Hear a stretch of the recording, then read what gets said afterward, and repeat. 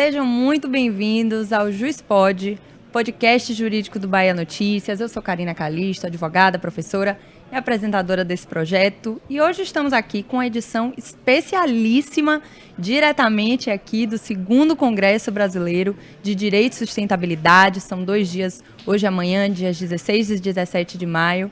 E eu estou aqui com os maiores nomes da área de direito ambiental do Brasil. E para iniciarmos os nossos bate-papos, estamos com ninguém mais, ninguém menos do que Dr. Marcelo Busaglo Dantas. Seja muito bem-vindo, doutor. Que alegria recebê-lo aqui. Hoje a gente vai bater um papo, o senhor que logo vai palestrar aí sobre revisitando a responsabilidade civil por danos ao meio ambiente. É o tema da sua palestra de hoje. Tema relevantíssimo. E vou falar rapidamente, resumidamente, o currículo do Dr. Marcelo, porque é um currículo, gente, muito extenso, de quem já está aí há 30 anos atuando na área. Dr. Marcelo é advogado militante e consultor jurídico em direito ambiental e urbanístico.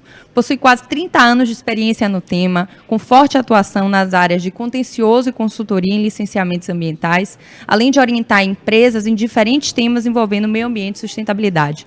É mestre, doutor em Direitos Difusos e Coletivos pela Pontifícia Universidade Católica de São Paulo, pós-doutor e docente permanente da Universidade do Vale do Itajaí, ex-presidente da Comissão do Meio Ambiente da OAB de Santa Catarina, membro das Comissões de Direito Ambiental do Instituto dos Advogados Brasileiros e conselheiro federal da OAB.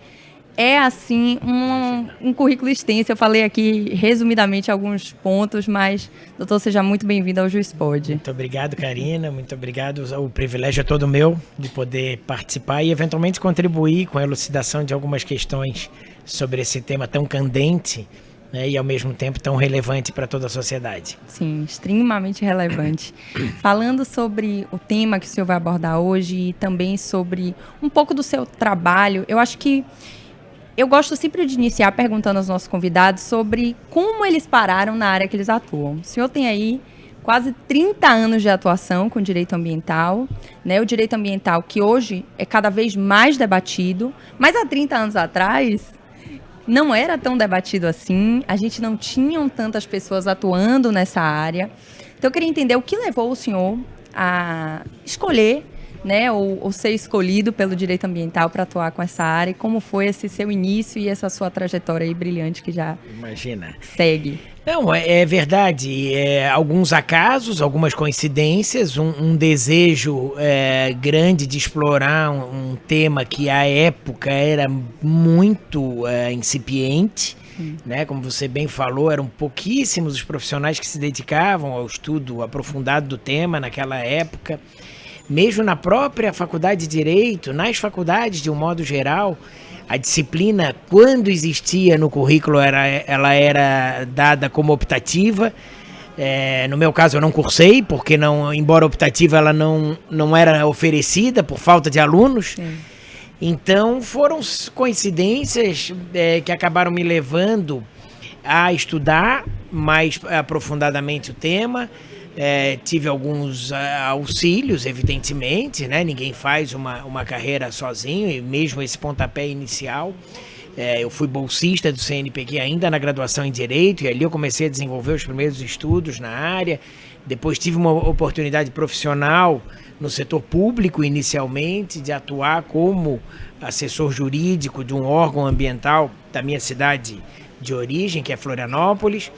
E a partir daí as coisas começaram a acontecer, e na advocacia privada da mesma maneira, né? Até que num determinado momento eu resolvi me dedicar exclusivamente ao direito ambiental, e é o que eu tenho feito aí nos últimos 20 anos, pelo menos.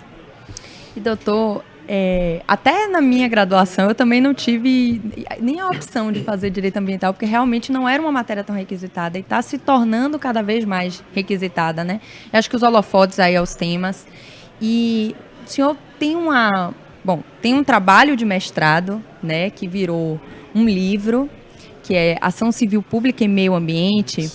E eu ouvi um comentário do senhor em uma entrevista falando sobre esse livro e sobre o tema, que muitos dos questionamentos que o senhor trouxe na sua dissertação lá em 2009 sobre ação civil pública e meio ambiente, elas acabaram sendo, de alguma forma, ao longo dos anos, incorporada pela jurisprudência, sobretudo do STJ e dos tribunais regionais federais, né? Especialmente do TRF4. Então, quando a gente fala de meio ambiente, direito de uma forma geral, mas acho que meio ambiente particularmente, é algo que vem sendo construído ao longo do tempo, né? Está em permanente mutação e desenvolvimento.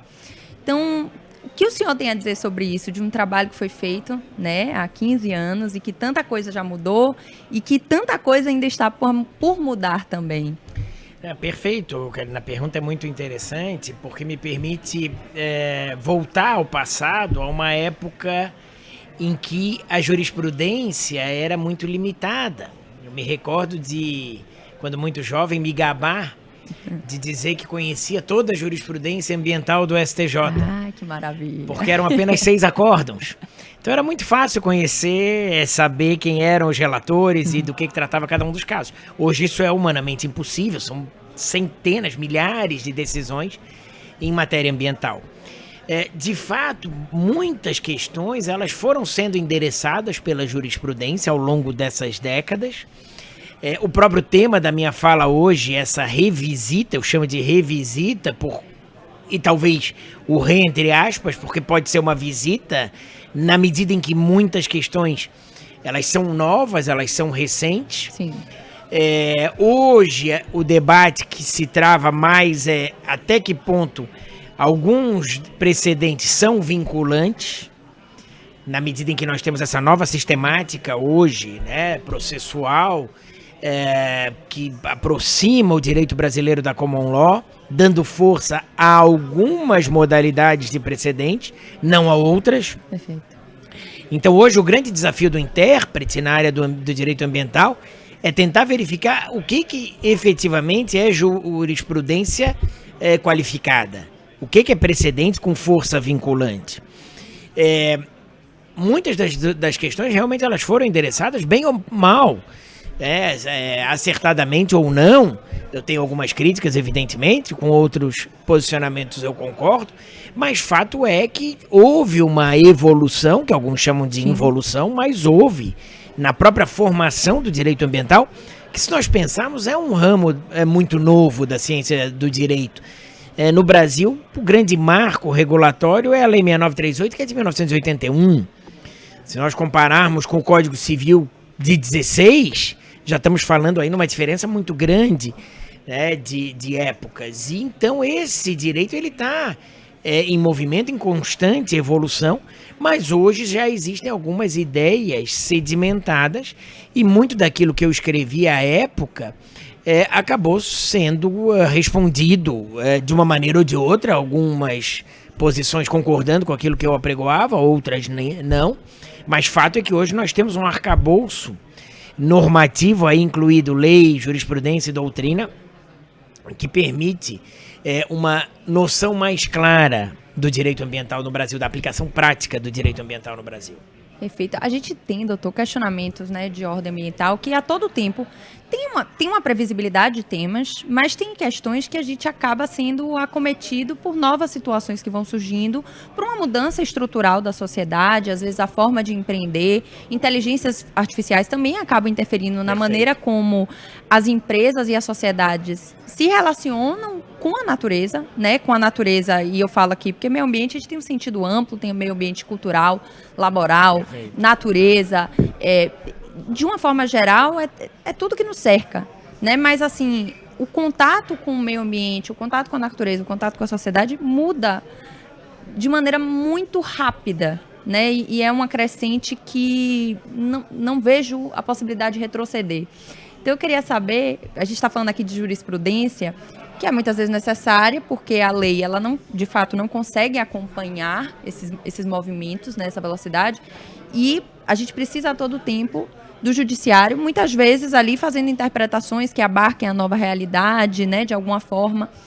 Então, meu questionamento para o senhor que milita há tanto e há tanto tempo nessa área é nesse descompasso ou não entre o mundo que nos cerca e a maneira como o debate quanto ao direito ambiental evolui e em relação à legislação ambiental e à jurisprudência, porque, salvo engano, a legislação ambiental brasileira é uma das mais protetivas.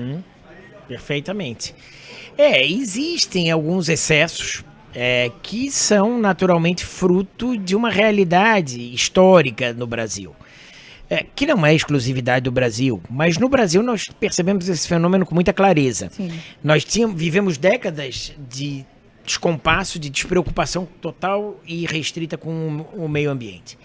Não havia, até a década de 70, início dos anos 80, nenhum tipo de preocupação efetiva com o meio ambiente.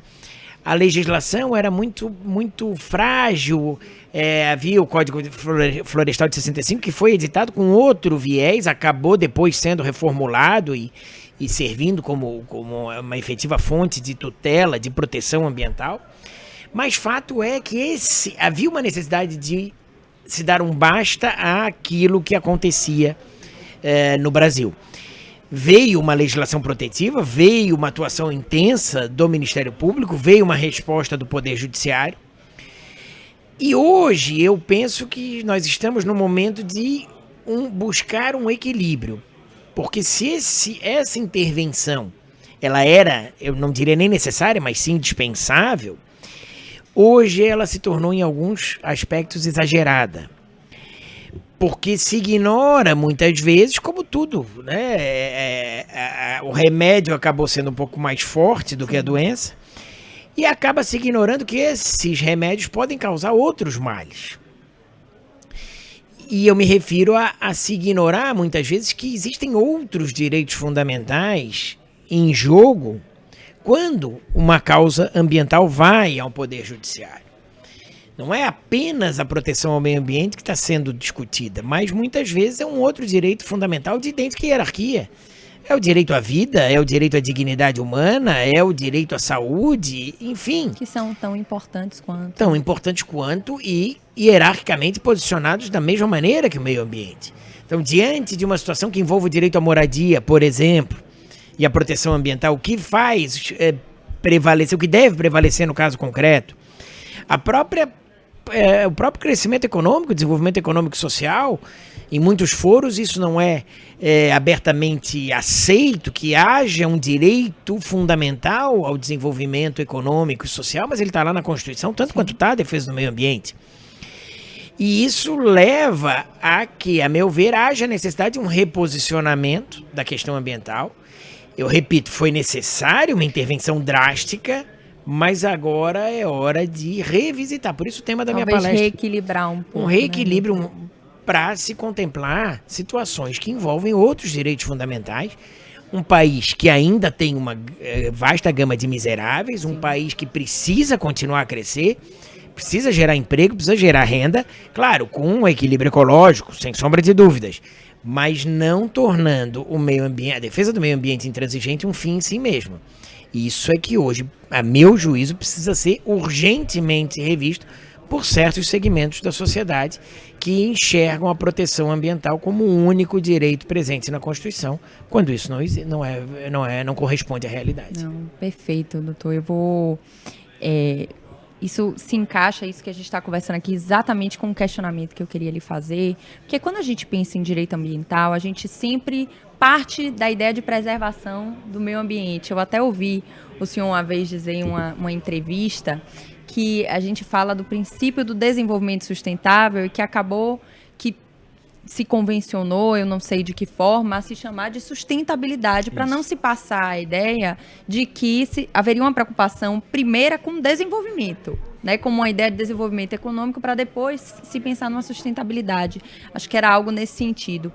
E é muito enraizado, a gente sabe que tem que haver uma proteção ambiental, é óbvio que tem que haver uma utilização do meio ambiente.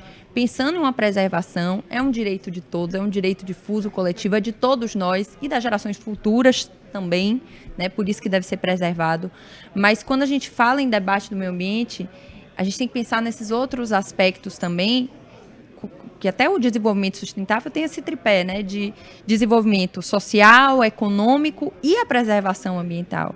Então, a gente também tem o viés do desenvolvimento social, que é com geração de empregos, né, que é com o desenvolvimento mesmo dos padrões de vida das pessoas, de acesso, saneamento básico, enfim, são tantos empreendimentos, né, e econômico. Então, eu queria que o senhor comentasse em relação a justamente esse preconceito e muitas vezes até uma ignorância que se tem. E eu acho que é culturalmente enraizado, muitas vezes, por vezes devida, por outras não, um preconceito com quem empreende, com o empresário, com a imagem do empresário. Né? E a gente vê isso também quando a gente fala em direito ambiental. Como isso é enxergado pelo senhor na posição de quem advoga muitas vezes para essas empresas e que está ali diligentemente, de maneira militante, lidando com o direito ambiental e com essas questões. Perfeito, mais uma boa pergunta, né? Efetivamente, esse é um debate histórico no direito ambiental.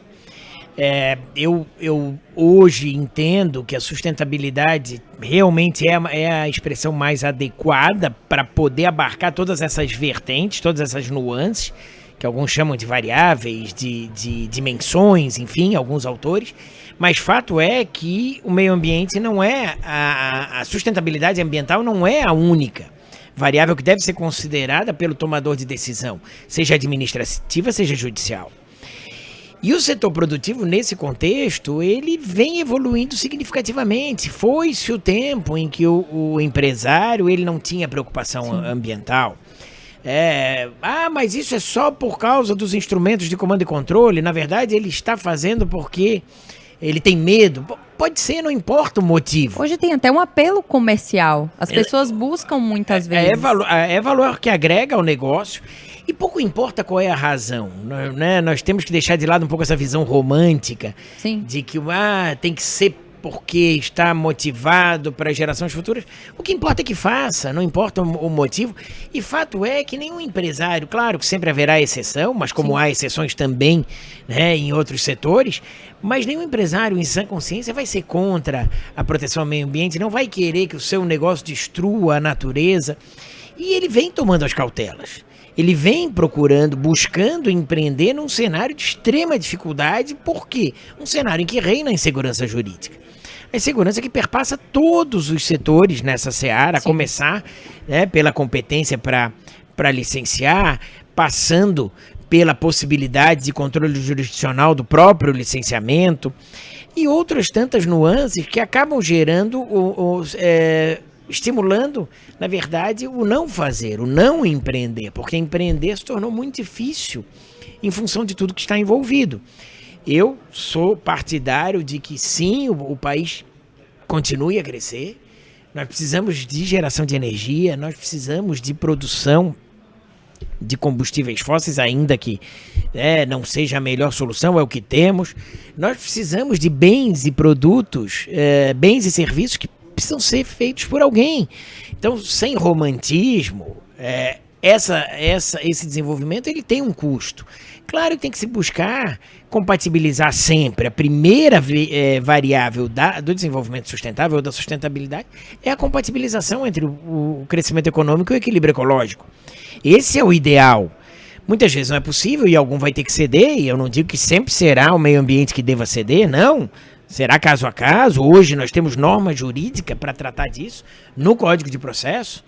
A ponderação que pode ser feita tanto pelo juiz quanto pelo administrador, ela é uma realidade no ordenamento jurídico brasileiro hoje. Mas o fato é que não se pode simplesmente pensar em meio ambiente exclusivamente, ignorando-se a existência de outras dimensões do termo sustentabilidade, dentre eles a econômica, a social, a tecnológica, a busca de melhores tecnologias disponíveis no mercado para exercer atividade com menos impacto ao meio ambiente. Tudo isso tem que ser sempre posto na mesa e considerado de maneira transparente, de maneira equilibrada. Isso que o senhor está falando, doutor, eu lembro de um princípio, eu não sou da área de direito ambiental, mas não estou aqui aprendendo hoje, tendo a oportunidade de conversar com esses brilhantes advogados e autoridades, mas tem um princípio do indúbio pro natura, que muitas vezes é o que rege decisões. Eu acho que está muito dentro dessa lógica, né? Eu não considero isso em um princípio. Certo. Eu, na verdade, acho que essa máxima, eu vou falar entre aspas, afronta a Constituição. Porque, na dúvida, não se pode privilegiar um direito fundamental em detrimento do outro. Isso não existe. Na teoria dos direitos fundamentais, isso é uma heresia. Eu posso haver conflito de direitos fundamentais? Posso, e a minha tese de doutorado é sobre esse tema. Aliás, eu digo mais, o título da minha tese é o Direito Ambiental em Conflito, o de conflitos, né? Porque rigorosamente o meio ambiente ecologicamente equilibrado é um direito que está em permanente conflito com outros direitos fundamentais, ou mesmo internamente dentro do bojo do direito ambiental existem conflitos de regras inúmeros conflitos de regras, conflitos de segundo grau, duas normas de mesma hierarquia, as duas especiais, em que o critério cronológico não é suficiente para resolver o conflito. Como é que se resolve? Isso se resolve mediante ponderação, que hoje está, como eu disse, prevista no Código de Processo Civil, artigo 489, parágrafo 1º. E não tem uma fórmula, né, doutor? É algo que tem que ser ali analisado caso a caso. Como já dizem os americanos, é case by case e não é tudo ou nada, não é all or nothing, não é meio ambiente sempre, não é também desenvolvimento sempre. E essa máxima traria a princípio isso, justamente, né? Talvez se ela fosse aplicada como um princípio, ela tiraria a possibilidade justamente de uma análise concreta ali de cada caso, no que é que prevaleceria. Essa é uma das situações que vem se criando e que acabam sendo repetidas sem uma maior análise jurídica, técnica, criteriosa, efetivamente, e que leva a, talvez, às vezes, a soluções que são cômodas, soluções fáceis de se adotar, bonitas talvez na teoria. Até maniqueístas muitas vezes. Sem sombra de dúvidas, mas que não resolvem. Constitucionalmente, eu acho que há uma heresia jurídica na aplicação desse brocardo, e que viola a teoria dos direitos fundamentais, viola frontalmente o artigo 489, parágrafo 1º do Código de Processo Civil. Havendo conflito, e isso vale para direito individual ou para direito difuso. Sim. Porque senão, nós estamos a prioristicamente elegendo um direito fundamental de primeira categoria e relegando todos os outros. A segunda categoria, eu poderia invocar perfeitamente ou sugerir a criação, então, de um princípio indúbio pró-desenvolvimento econômico. Por que não? Indúbio pró-dignidade da pessoa humana. Que abarcaria talvez mais garantias fundamentais. Eu posso escolher indúbio pró qualquer coisa que eu queira. Porque isso está atrelado à ideologia de alguém que resolveu estabelecer um parâmetro e eleger o meio ambiente a condição de direito fundamental maior, máximo na sociedade. E eu me considero um ambientalista, eu sou preocupado com as questões ambientais, mas eu não posso admitir que se rasgue a Constituição e toda a principiologia outra, todos os demais direitos fundamentais que estão lá em igual condição, sejam absolutamente ignorados. Então eu não aceito indúbio pró nada, não é indúbio pró natura, eu não aceito indúbio pró patrimônio cultural, eu não aceito indúbio pró nada, porque indúbio se resolve mediante ponderação. Perfeito. A gente está conversando sobre essa questão, doutor, e o que a gente tem observado, sobretudo, eu acho que de uma forma geral, assim, ao longo do tempo a gente percebe, de uma forma, um viés ideológico na discussão do direito ambiental. E nos últimos anos, isso se tornou ainda mais latente, né? E a gente tem quase que um maniqueísmo. Parece que ou você protege a natureza ou você protege o empreendedor. As duas coisas não se conversam. Então, na sua percepção, doutor, enquanto um militante da área mesmo e um advogado que atua diretamente com direito ambiental, o senhor percebe que, de alguma forma, essa ideologia, esse viés ideológico e essa politização, muitas vezes, né, do debate do direito ambiental e do desenvolvimento econômico, isso repercute na forma como os tribunais entendem, como o legislador vai tratar a matéria e como a sociedade, de uma forma geral, vai tratar do direito ambiental? Infelizmente, sim, mas eu não perco a esperança. Eu vejo isso desde o início da minha carreira, esse dualismo que no Brasil hoje, né, se tornou em tudo, né? Lugar comum, né? Vai muito daquilo que a gente já falou, é cultural. Tudo, se você não é a favor, você é contra, não pode haver meio termo, mas o que me preocupa na ideologização do direito ambiental é isso chegar realmente aos tribunais E a criação de brocados como esse, né, que você se referiu, e outros tantos. Como, por exemplo, se pretender excluir a incidência do direito adquirido ao direito ambiental. Como? Como é que alguém em sã consciência pode advogar a exclusão de uma cláusula pétrea da Constituição, se nem mediante emenda constitucional pode se suprimir o direito adquirido da Constituição? Como que se vai excluir o intérprete a um ramo do direito? Não, aqui no direito ambiental o direito adquirido não se aplica. Depende, pode se aplicar dependendo do que está em jogo. Essas são interpretações oportunistas que esbarram no sistema. Então, quando eu digo que eu sou otimista, eu digo que eu tenho a esperança de que nós possamos voltar à racionalidade do sistema. E o sistema é Constituição, é lei e precedentes qualificados. É isso que nós temos, que precisa ser observado. Então, eu não posso, em absoluto, excluir regras constitucionais ou mesmo regras legais ao meu bel prazer. Já disse um grande jurista latino-americano que uma coisa, Sebastião Soller, uma coisa é, até penalista, uma coisa é o que diz a lei, outra coisa é o que eu gostaria que ela dissesse. Isso vem acontecendo muito no direito ambiental, com distorções que são inaceitáveis. Só que elas esbarram muitas vezes em contradições. E ferem a segurança jurídica? Completamente. Agora, a coerência do sistema, ela vai ser buscada onde? Na Constituição e na legislação em vigor. E os precedentes qualificados que acabaram por essa busca de aproximação com a common law, tendo um papel relevante, eles devem ser proferidos com base na lei e na Constituição. Se não forem, vamos ter que observá-los porque é do sistema. Mas o que não se pode é ficar tentando trazer doutrina para julgamento. Doutrina que é ideológica e que não tem principalmente base legal, base sustentável. O senhor estava falando que o grande perigo é essa politização adentrar e influenciar as decisões dos tribunais.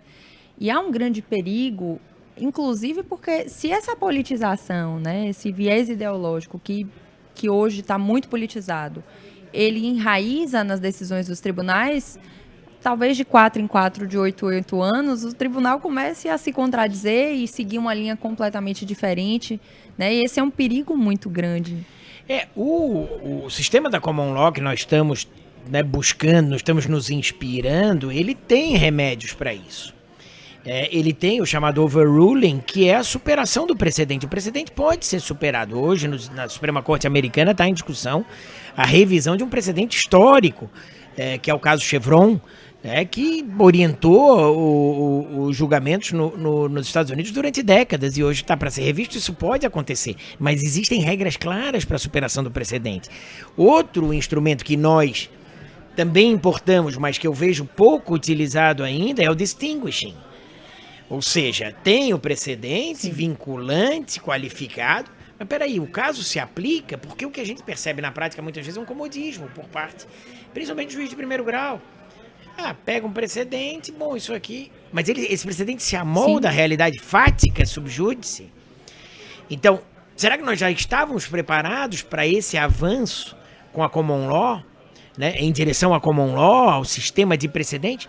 Não sei, não sou processualista, mas já fui um dia para avaliar, mas fato é que para que se siga, esse regime tem que se seguir por inteiro e não em fatias. Eu não posso importar a força do precedente, esquecer de importar o distinguish, até porque ele está lá no CPC também. Ele para se tornar até um uso muitas vezes por conveniência. Exatamente. Não, aqui não me interessa. Não, eu tenho que fazer. O CPC diz que a decisão não é considerada fundamentada. Quando o juiz, ao invocar súmula ou julgamento de tema repetitivo, não disser no que o caso se assemelha.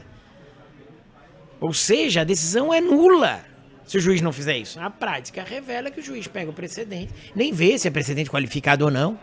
Às vezes é uma frase obter dictum, no obter dictum, para traduzir, porque tem uma frase solta, dita, às vezes como reforço argumentativo, mas que não faz parte propriamente da decisão. Não se amolda, não é semelhante de fato àquela. É trazido e às vezes a decisão é tomada dessa maneira. Enfim, então acho que precisa haver um cuidado, mas eu tenho esperança, porque nós temos as ferramentas. Sim. As ferramentas estão aí, agora precisa, que dá trabalho.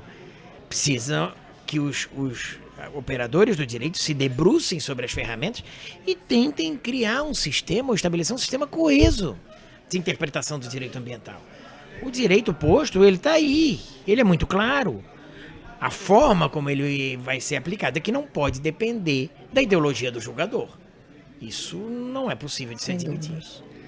Doutor, falando um pouco sobre responsabilidade pela geração de um dano ambiental, nós temos hoje, né, e por favor, me corrija se eu estiver errada, temos três áreas do direito em que alguém que gere um dano ambiental pode ser responsabilizada, que é a civil, a administrativa e penal. E eu, como penalista, eu digo para vocês, a única área, na verdade, o único crime que uma pessoa jurídica, uma empresa, pode vir a responder na área criminal é por dano ambiental, é por crime ambiental. Então, nessa situação, eu tenho uma dúvida, que eu acho que é uma dúvida de uma forma geral, em relação à responsabilidade civil, especificamente, que a gente tenha previsão de uma indenização ou de uma reparação desses danos, né? A possibilidade de ter como consequência uma indenização ou reparação desses danos. Só que a gente está falando aqui de um direito que é coletivo, é difuso, é de todos nós e das futuras gerações. Então, tem pessoas que são atingidas por um dano ambiental diretamente, sofreram ali diretamente o impacto daquele dano. Tem outras que indiretamente, por exemplo, se vai ter uma poluição de um rio, eventualmente um pescador, né, cuja subsistência vem de pescar daquele rio, ele vai perder a subsistência dele. Né? E tem o dano coletivo geral e ao Estado também, que vai ter um impacto, inclusive financeiro, muito significativo em razão desse dano. Então, por vezes é difícil até a gente compreender como vai ser essa parametrização do valor de uma indenização ou de uma reparação de algo que muitas vezes não vai ser reparado efetivamente e a gente não tem como parametrizar, e de quem é a pessoa destinatária dessa indenização. E eu queria lhe perguntar, porque para mim eu tenho uma grande dificuldade de compreender realmente. Não, perfeito. E a dificuldade não é só sua. O sistema, ele é complexo. A própria tríplice responsabilidade é algo que é difícil se compreender, especialmente porque cada qual tem suas nuances. A responsabilidade penal da pessoa jurídica por danos ao meio ambiente, por crimes contra o meio ambiente, efetivamente é uma inovação, considerada uma revolução no sistema. Sim. Mas ela guarda peculiaridades, a responsabilidade criminal em relação à civil. Inúmeras peculiaridades. A responsabilidade civil é objetiva, lastreada pelo risco integral, coisa que não acontece na criminal. A diferença mais gritante, mais latente. Mas existem inúmeras outras, não poderíamos listar aqui.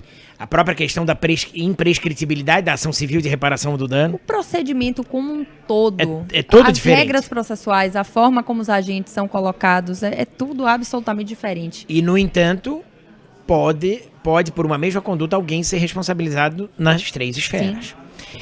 Agora, sobre a sua pergunta em si, realmente um mesmo dano ao meio ambiente pode gerar uma consequência a pessoas ligadas por um vínculo comum, e aí se chama essa categoria de interesses individuais homogêneos.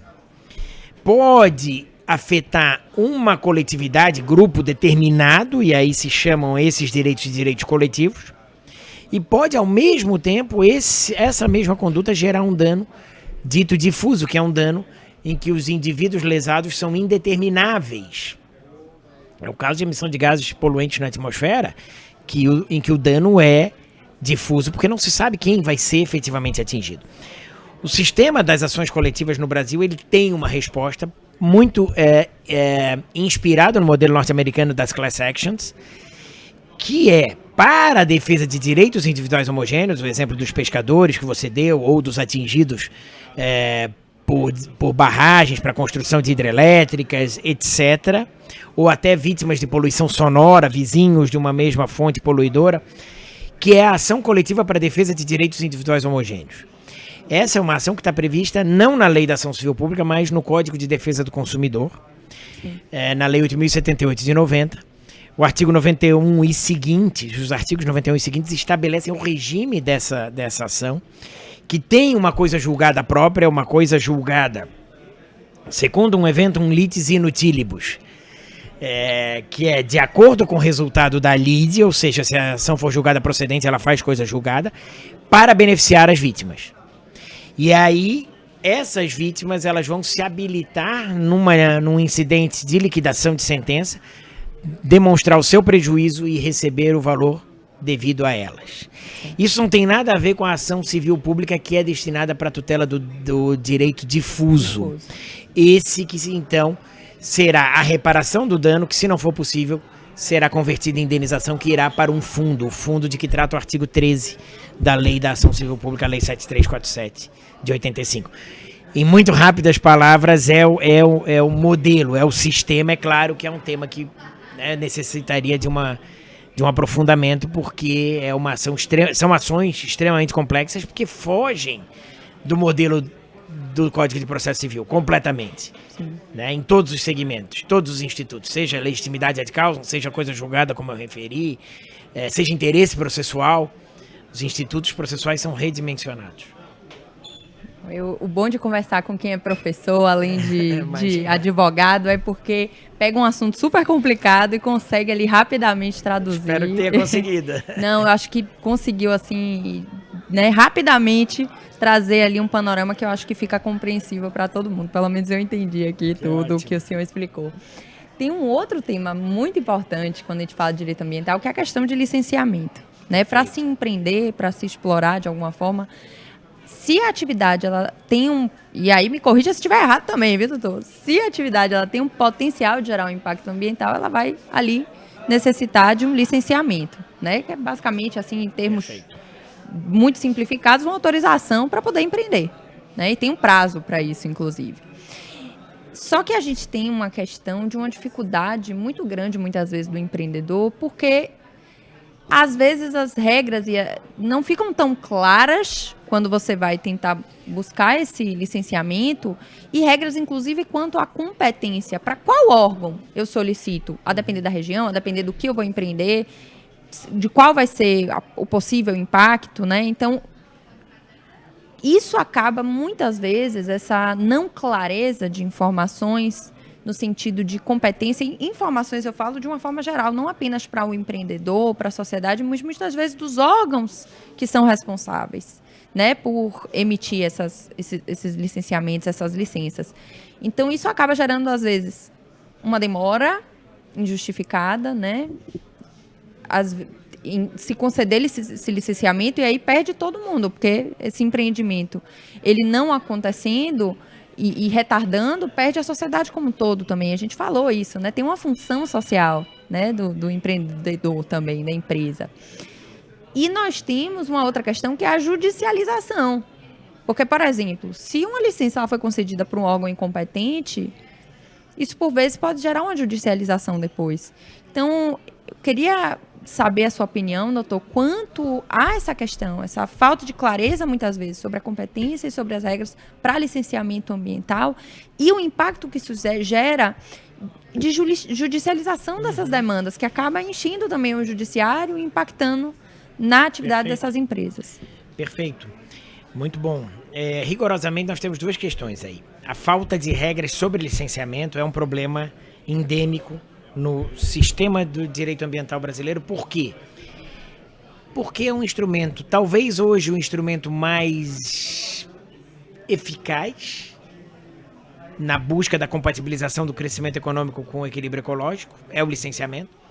E nós não temos até hoje uma lei sobre licenciamento ambiental. Nós temos uma previsão constitucional muito sutil, que nem se refere propriamente a licenciamento, mas a estudo de impacto. Nós temos uma referência na 6938, a Lei da Política Nacional, sobre a necessidade do licenciamento. Depois nós temos uma série de resoluções do CONAMA, do Conselho Nacional do Meio Ambiente, ou seja, atos normativos inferiores e não temos até hoje uma lei geral de licenciamento ambiental. Existe um projeto tramitando há vários anos no Congresso Nacional, em fase bastante avançada, que ora se afirma que vai ser votado, ora se recua, que é um projeto que tem prós e contras, como tudo no processo legislativo, mas que seria melhor com ele do que como nós estamos hoje, num vácuo legislativo. Isso, contudo, não ocorre no tocante à competência, porque toda essa realidade ela foi muito verdadeira até dezembro de 2011, quando do advento da Lei Complementar número 140, que justamente estabeleceu regras muito claras de competência, tanto para o licenciamento quanto para a fiscalização. Muito claras, quase matemáticas. Pode haver ali uma ou outra dúvida, uma ou outra divergência, mas rigorosamente é quase que um desenho. E por que isso ainda é um problema, doutor? É um problema, me parece que a única explicação plausível é que alguém não queira a atividade licenciada. Talvez não tenha argumentos sólidos para atacar o ato de licenciamento em si. E aí busque, numa questão formal, invalidar o ato administrativo, dizendo que ele deveria ter sido dado por outro e não por aquele que expediu. Isso, infelizmente, é uma realidade. Eu já vivenciei isso muitas vezes. E é o que explica hoje ainda haver judicialização, porque hoje é quase que automático você pegar a Lei Complementar 140 junto com o decreto que é Regulamento 8437 e está muito claro, eu sei lá, o que é do município, o que é do estado, o que é da União. Muito claramente. Então, quando alguém judicializa um licenciamento por razões de competência, a meu ver, ele está de má fé. Ele não tem dúvida. E normalmente, pior, isso normalmente acontece depois da licença ter sido expedida. E não lá atrás. E aí o empreendedor fica numa situação de extrema vulnerabilidade. Porque se tivesse sido dito a ele que ele deveria ter buscado o Estado e não a União, ou o município e não o Estado, ele teria feito. Ele não tinha preferência por quem iria licenciar. Ele só queria saber quem ele deveria. Disseram para ele que era o Estado ou disseram que era o município, ele foi. Mas chegar agora, depois de anos de investimentos, anos de espera, com as licenças expedidas para discutir se aquele órgão é o competente ou não, é, a meu ver, inaceitável. É má fé. Só pode ser má fé. Não há outro nome a isso. Principalmente quando as regras são claríssimas. Eu tô aqui, a gente está conversando, eu lembrei de uma história pessoal. Acho que algumas pessoas já devem saber disso, né? De uma forma geral, não a minha história pessoal. Mas quando eu estava na escola, eu lembro que minha mãe, ela falou assim para os filhos, né? Olha, a gente vai fazer uma viagem. Ou Fernando de Noronha ou a Europa. O que vocês querem? Porque o preço é o mesmo. Vai sair tão caro quanto. E a gente que não conhecia a Europa acabou indo para a Europa. Foi minha primeira viagem para a Europa. E isso vem... Eu lembrei dessa história porque a gente está falando em preservação ambiental. E a utilização dos recursos naturais é um direito de todos, constitucionalmente previsto.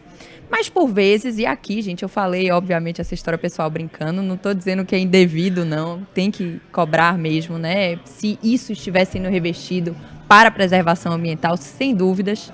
Vou pagar com muito prazer quando eu for para Fernando de Noronha.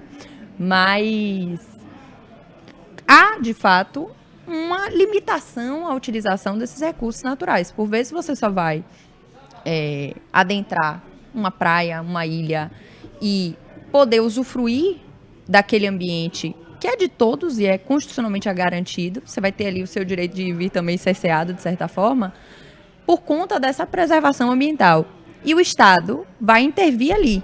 E muitas vezes pode vir a cobrar, efetivamente, para você usufruir daquele espaço. Então, eu queria realmente entender essa lógica e o que o senhor acha disso. Se é a melhor forma, se há uma razoabilidade, qual o critério para isso. E já vou emendar, porque está dentro desse tema, da possibilidade de terceirização também, né, dessa preservação e dessa atividade de uma empresa privada, por vezes, está prestando esse serviço. perfeito, muito bom. O que nós temos aí? Eu, por coerência, eu me filio ao que diz o sistema jurídico, Constituição e legislação. A taxa, essas taxas de preservação que são instituídas, se elas seguirem os princípios tributários e legais, ela é legítima. Isso há várias decisões dos tribunais admitindo a legalidade da taxa como uma decorrência do princípio do usuário pagador. Está usando, paga por aquele uso. A questão envolvendo a destinação dos recursos ela é mais complexa. E eu tenho conhecimento, não tenho detalhes, por isso não vou nem falar qual é o município, mas tenho notícia de uma situação em que houve a instituição da taxa legalmente, chancelada pelo Poder Judiciário, arrecadou-se milhões e a destinação não foi dada em prol do meio ambiente, não foi revertida em prol do meio ambiente. Problema. E aí sobreveio uma ação popular questionando a destinação desses valores, né, e o próprio exercício da cobrança. De modo que isso também, assim como eu defendo a possibilidade de instituir-se a taxa, eu também defendo que deve haver um controle da própria sociedade, né, e dos órgãos de controle quanto ao produto desse tributo. Quanto à possibilidade de terceirização, aí nós vamos para um outro tema que é muito abrangente, mas que no Brasil é tristemente tratado, que é o das unidades de conservação de papel ou no papel, que foram criadas, mas que não foram implementadas. Essa é uma praxe no Brasil, lamentavelmente. Eu já escrevi sobre isso, eu faço duras críticas a esse modelo, porque acho que as unidades de conservação elas são necessárias, elas são um bem para a sociedade, mas elas precisam ser implementadas de maneira adequada, especialmente com desapropriação, mediante justa e prévia indenização em dinheiro, como manda o texto constitucional, coisa que eu na minha carreira jamais vi acontecer. E quando isso ocorreu, o poder público assume a propriedade daquela área e deve implementar. Fato é que o poder público no Brasil não se revelou competente para isso, salvo honrosíssimas exceções, pouquíssimas exceções. A regra é que os parques brasileiros, em especial os parques, mas todas as demais modalidades, estou me referindo aos parques, que são os mais notórios, não foram devidamente implementados. E aí surge, então, o instrumento da concessão. E as experiências, ao que eu tenho notícias, pelo menos examinei uma dissertação de mestrado recentemente, participei da banca, não fui orientador, da Universidade Federal do Paraná, de uma aluna que fez um trabalho sobre a concessão do Parque Nacional de Foz do Iguaçu. E a informação é que as coisas melhoraram depois que o setor privado assumiu. Existem outras iniciativas no país, eu sou partidário, a lei autoriza, é uma concessão de serviço público como outra qualquer, e acho que é uma alternativa ao que se tem. O que se tem é uma gestão ineficiente das unidades de conservação brasileiras, não só federais, eu me referi aqui às nacionais, mas mesmo as estaduais e municipais, de um modo geral, salvo honrosíssimas exceções, é uma gestão medíocre. Por isso, colocar na mão da iniciativa privada pode ser a solução. Pelo andar da hora, que eu também não quero atrapalhar o senhor, que logo mais vai entrar aí numa palestra, daqui a pouquinho, mas uma última pergunta. Claro. Quanto ao patrimônio cultural, porque o patrimônio cultural também é abarcado na ideia de meio ambiente, né, dentro do conceito de meio ambiente, e nós temos aí também a necessidade de preservação desse patrimônio, e eu queria saber o funcionamento na prática de como é aferido, como é determinado que determinados bens, determinado patrimônio, determinados empreendimentos, não, mas estruturas, edifícios, vão ser tombados e protegidos de forma especial pela administração pública. Como é feito isso na prática? Bom, o Brasil, infelizmente, não tem uma grande tradição em preservação do patrimônio cultural, né? Nós estamos aqui próximos a poucos quilômetros de um dos maiores patrimônios, não só do povo brasileiro, da nação brasileira, mas da humanidade, né, que é o Pelourinho, conjunto de edificações, que é um dos raros exemplos, né, de patrimônio cultural preservado no Brasil. Infelizmente, eu digo isso porque nós não temos a tradição de cultuar o patrimônio cultural. Nem para preservá-lo, muito menos para dar uma destinação adequada. Isso leva a que haja a possibilidade, que não deveria ocorrer, mas que acontece na prática, de controle jurisdicional, tanto do ato de tombamento quanto do ato de não tombamento. Perfeito. Rigorosamente, essa deveria ser uma decisão a cargo dos órgãos administrativos, dos órgãos de patrimônio cultural. Porque é ali que estão os arqueólogos, as pessoas que têm, os historiadores, as pessoas que têm conhecimento técnico, para verificar se o bem tem valor cultural ou não. Na prática, muitas vezes isso não acontece, não se dá o devido valor a bens que deveriam ter, e de outro lado se dá um valor demasiado a bens que não têm qualquer valor cultural. Isso acabou se disseminando, então, o entendimento de que cabe o controle jurisdicional. Tanto para discutir o ato de tombamento, que talvez tenha sido um ato precipitado, um ato sem os estudos técnicos necessários, como aquele ato que não foi feito, aquele bem que deveria merecer uma proteção e não recebeu. O Poder Judiciário tem sim a possibilidade de não tombar, obviamente, que esse é um ato administrativo, mas de proteger aquele bem cultural até que se avalie, ao menos, se é o caso, né, de uma formalização do procedimento.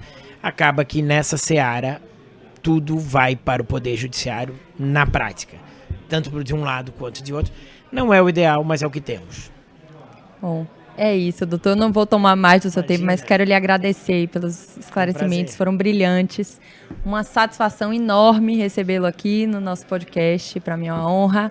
E agora vamos deixar que o pessoal aqui do Congresso possa beber um pouco de tanta sabedoria. Tá bom, doutor? Eu agradeço, Karina, espero que tenha atendido. Desejo a todos aí uma felicidades, né? Aqueles que nos dignem de ouvir o podcast.